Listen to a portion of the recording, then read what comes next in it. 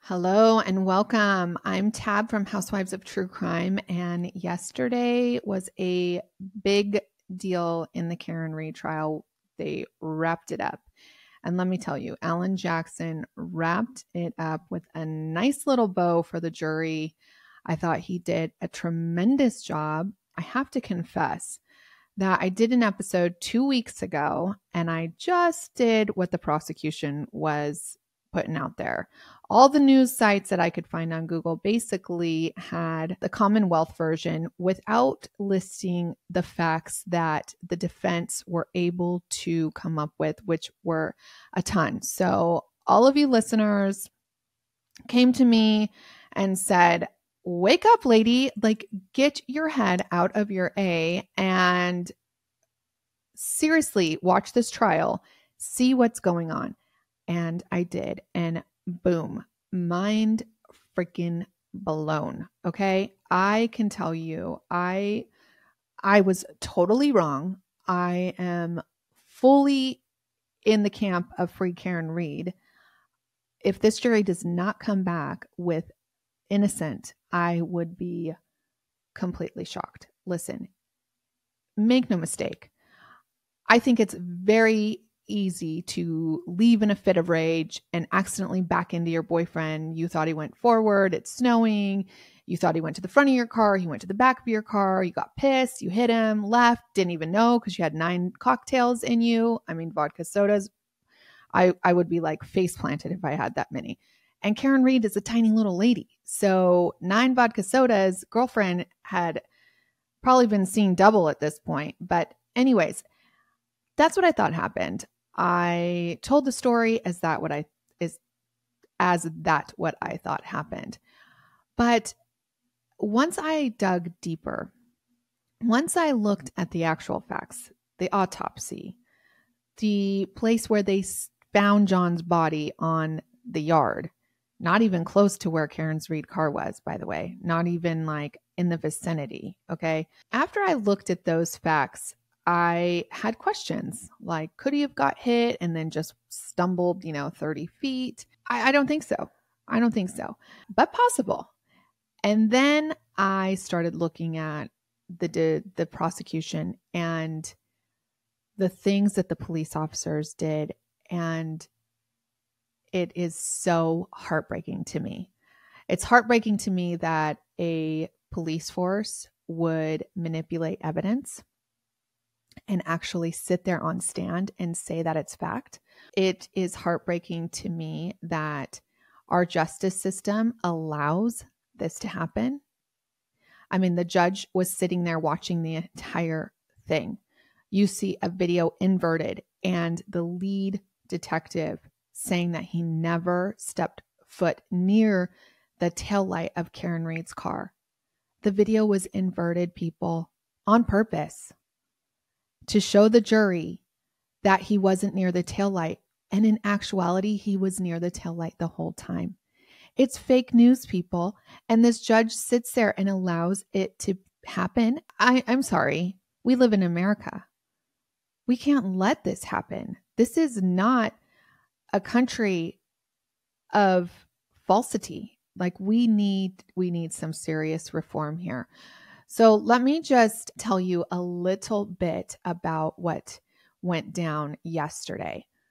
Okay, initially, I thought that Alan Jackson was the one throwing spaghetti at the wall and trying to make it stick, which is actually not the truth at all. The prosecution had, I think, like something between like 60 and 80 witnesses or people that they pulled on the stand. Defense had 4. I think they had 3. So I think it was the other way around. Alan Jackson got on the stand. He was composed. He was thorough. He was in his time limit, which I appreciate. And he was quick to just say, here are the lies. The prosecution, the Commonwealth, and the detectives and the police officers all brought to the table here to frame Karen. And unfortunately, it is all true, right? Like, so they bring the car into the Sallyport, Karen Reed's vehicle, at 4 something.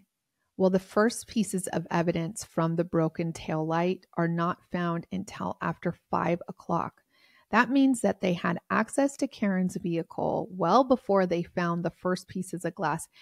Plus, there is a piece of broken taillight that was 12 inches long. And I said glass, but I mean like taillight. I think it's plastic. 12 inches long that they did not see at the scene of the crime when they were cleaning up the crime scene. This is not till well after they removed John's body that they found broken taillight pieces, 12 inches long.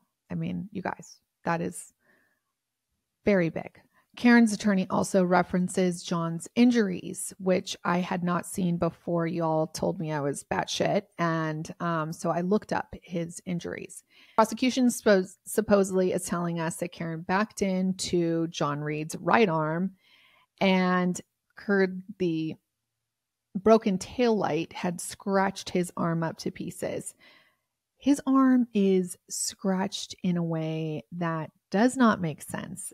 I mean, if a car hits you, bam, you are going to have a bruise. You may have a couple scratches, not like this. It's the entire arm is full of deep, dark, ingrained scratches, which multiple experts, even an expert that was not brought in by not brought in by prosecution or defense. It's an FBI expert that had been pointed to this case, had said this is not a result of an accident being hit by a motor vehicle.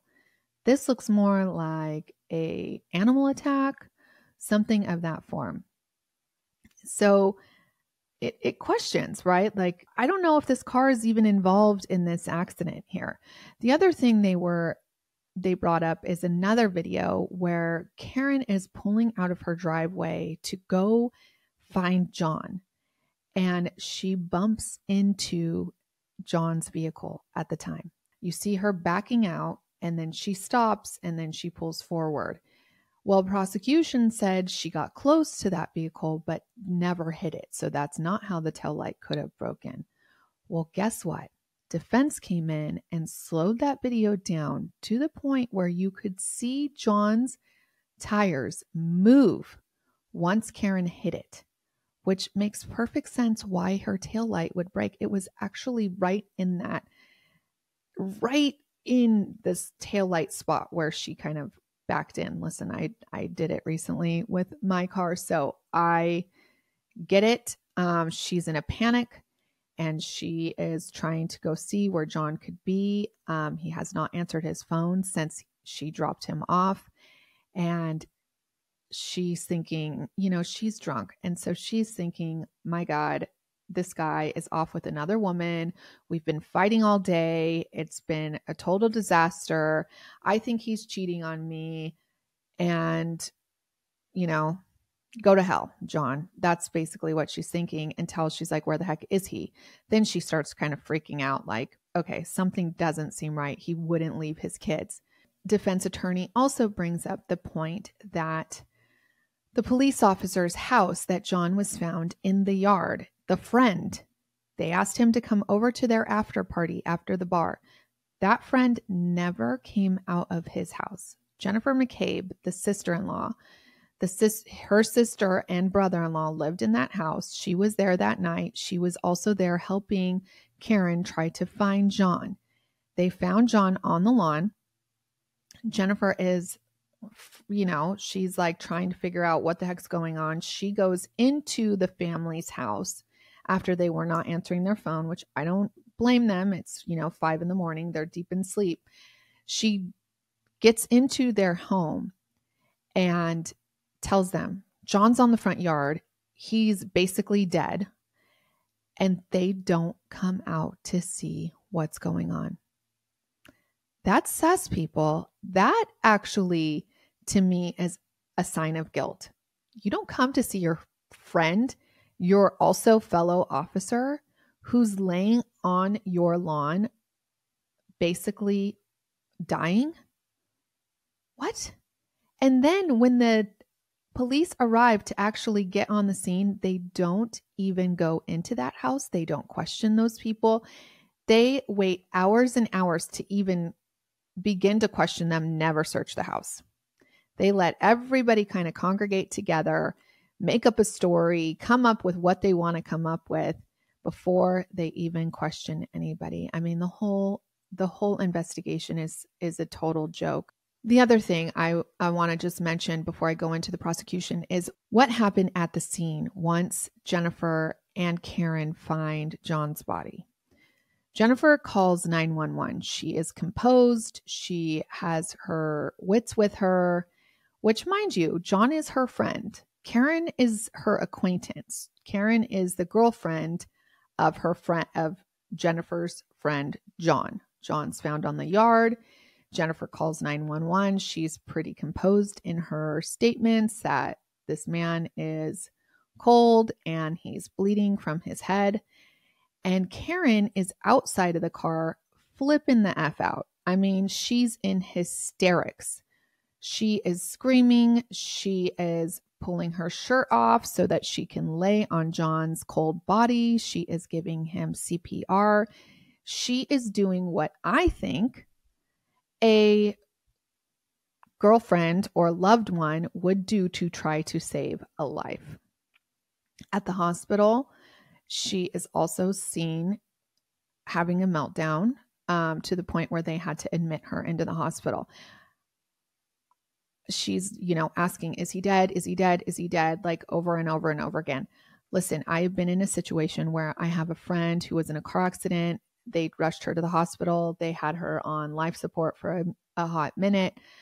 And we were all in that emergency room doing the same thing. Okay. So I know what happens in these situations. I know how people react. I know how people fall to the ground in misery when they find out their loved one is not going to make it.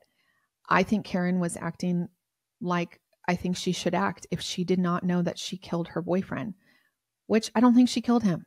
I don't think she did. I am totally changing my mind on that one. Okay, so now let's get to the prosecution.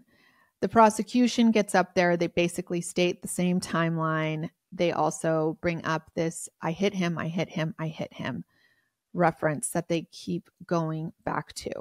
Now, I think 4 people have come to the stand to say that they heard Karen Reed say, I hit him. And Jennifer McCabe is one of them. Firefighter is one of them. Police officers are some of them. Okay.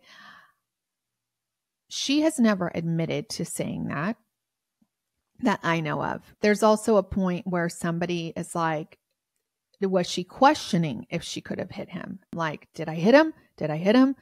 Who hit him? Did I hit him? Because she was inebriated when she was pulling out. I kind of see it now. I kind of see her like, how did this happen? They also say that she had admitted like, this is all my fault. Well, listen, she left him at the party. So whether or not she did it, she could have thought by leaving him at the party that it was her fault, that he would not be here anymore, even if she didn't do it. She left him there. She had, per her, what she says is she dropped him off. She watched him walk to the door. She was waiting for him in the car. I don't know if he was maybe going to just go say hi and like, I'm out of here kind of thing. I'm not sure. But she says he never answered his phone and she peeled out like, F you, John, you're not coming out. You liar, basically. And then she might have thought like, had I not left him there, he would not be dead. And she could have said, it's all my fault because of that. I don't know. We have not heard from Karen Reed herself, but she did make it very clear that she is going to talk one way or another after this is all done, which I can only imagine is going to be in book form. So she can profit off of this craziness that's going on with her, which I also do not blame her. Or book form. I mean, she's probably going to have a book, but she'll probably get paid for some interviews too. Okay. The other thing about the hit, I hit him. There is no report, not one report stating that she said that night. You would think if somebody is saying, I hit him, I am the one that did this, they would write it down in their report. Not until way later did they come up with this "I hit him" story. And then everybody kind of jumps on the bandwagon and says, yeah, she said that. So he goes to the timeline. The police arrive on scene. They take John to the hospital. They say that there was about 6 inches worth of snow at the time. That does not look like 6 inches. Is maybe like that. I think it was a little less. I think it was about 2 inches of snow, maybe 3.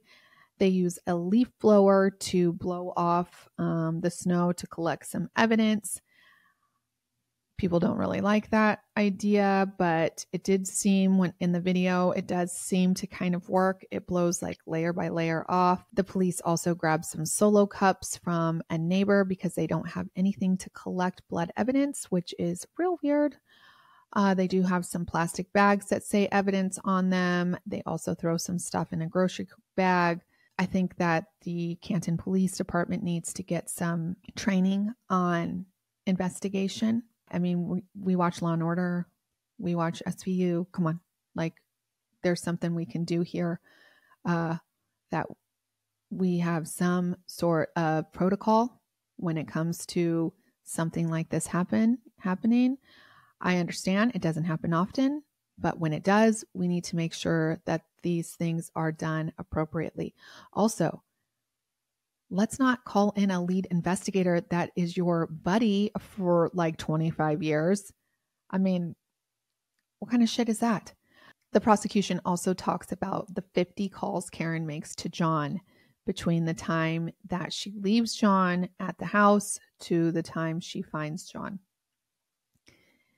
They even play a piece of the audio where she is basically telling him to F off and that she hates him and she's going to leave because he's with another woman. I don't know what the prosecution is trying to say here. They're trying to say that these 50 calls are like a conscience of guilt that she killed him. I'm thinking these 50 calls are like kind of a psycho girlfriend that is totally wasted, and she is like calling him and being like, where the F are you? Answer your phone. You're an asshole. Your kids are here and I'm here. Okay, now I'm going to leave your kids, so that he would call her, right? Or like actually come home, and she stays there. She says she's like, I'm gone. And he never comes home. So then she's like, I'm really going to leave now. To me, that is a sign that she definitely believes that John is alive. She's not going to make these crazy ass calls knowing that she just ran over her boyfriend in a fit of rage and meant to kill him. I'm sorry. No, like we've all been there. We've all been to like well, maybe we haven't all, but I have been in a place where I have called my loved one when I'm a little intoxicated and been like, I freaking hate you. Maybe I haven't, but I get it. You know, he definitely had an old girlfriend that used to do that shit all the time. So I know it happens. So I think that the prosecution, they did a real poor job on their closing arguments. They didn't show me anything that made me believe any of this would be Karen outright killing John on purpose in the front of his friend's yard. Like I said, I could see how it could happen on accident, but with the evidence in hand, seeing John and having the experts basically tell you that this is not a body of somebody that was hit by a car, that we cannot say that this is what happened. We cannot come to the conclusion. And I really hope the jury is right-minded and they are not fooled by all these police officers. And then at the end of the day, we need to come together and be like, what the heck is going on in Canton PD? What's going on in Boston? What is going on in Massachusetts? What needs to happen?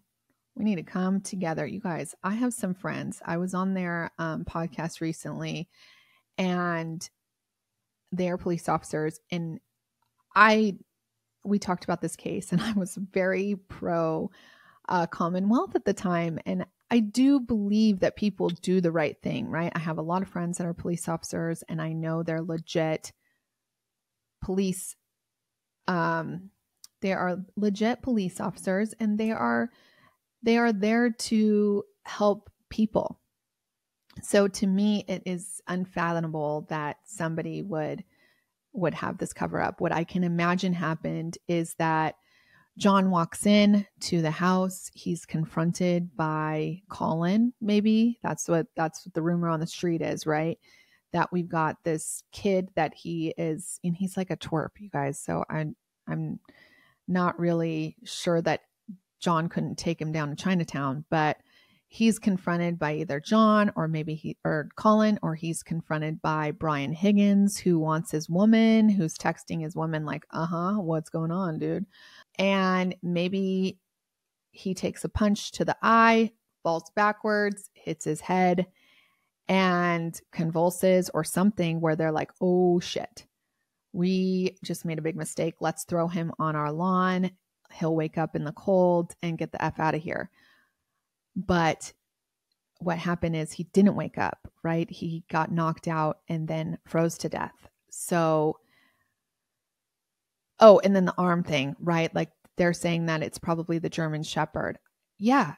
I mean, German Shepherds are protective. So if the homeowner and Brian Higgins were there and they were getting in an altercation with John O'Keefe, they go to hit him. The dog starts attacking his arm and scratching and like biting at him. Then they take him out of the basement, throw him on the yard. There are some questions about timing with the phone. Did the phone track John going into the house? Did they track John going up 3 flights of stairs, which would make sense because they have a basement in their house. The health data shows that it did, but the Waze data shows that it didn't. So there is some question to me, the legitimacy of that. There's also some question to me about Jennifer McCabe's search on how long to die in the cold or hose long. She said she did that at 6:30 in the morning. It's tracking on her phone that she did it at 2:30 in the morning. What is true? I don't know. You have one expert saying that it was just an open browser, and that's when she opened the browser, not necessarily when she searched that. You have another expert saying that that is not true at all, that it is timestamped that she searched that at that time. Had she searched that at that time, then we know for sure that she knew John's body was out there in the cold at 2:30, and she also knew that he was going to die if he was out there for too long. Which makes this a whole nother case, doesn't it, guys? Like it pinpoints somebody else as the killer, and that other people knew that it was going to happen. I'm going to do a whole episode on this, which I almost just did on Monday on my podcast, Housewives of True Crime with Gretchen McCauley. And I hope you all listen. Hopefully by that time we have a verdict also, which is so exciting because it will be just vindicating if Karen is set free, which she should be. And I feel sorry for her. She's going to have to move out of that town, which, God, I mean, move out of that town, girl. That is like a crazy town. Thank you all for seriously getting me on the right track here, because I don't know, my head was somewhere else and I was really busy. So I was just reading news stories, but really, I mean, I had to dig some deep, I really had to watch the trial. If you watch the trial, you have it all there. Nobody wants to like talk about the defense unless you go on social media. And then that's where you get all the good stuff, you guys. Just your emails to me and the stuff that you guys knew. Thank you so much. That was so helpful and so worth it. Anyways, let's talk on Monday and hopefully we have some good news. All right. Clink, clink.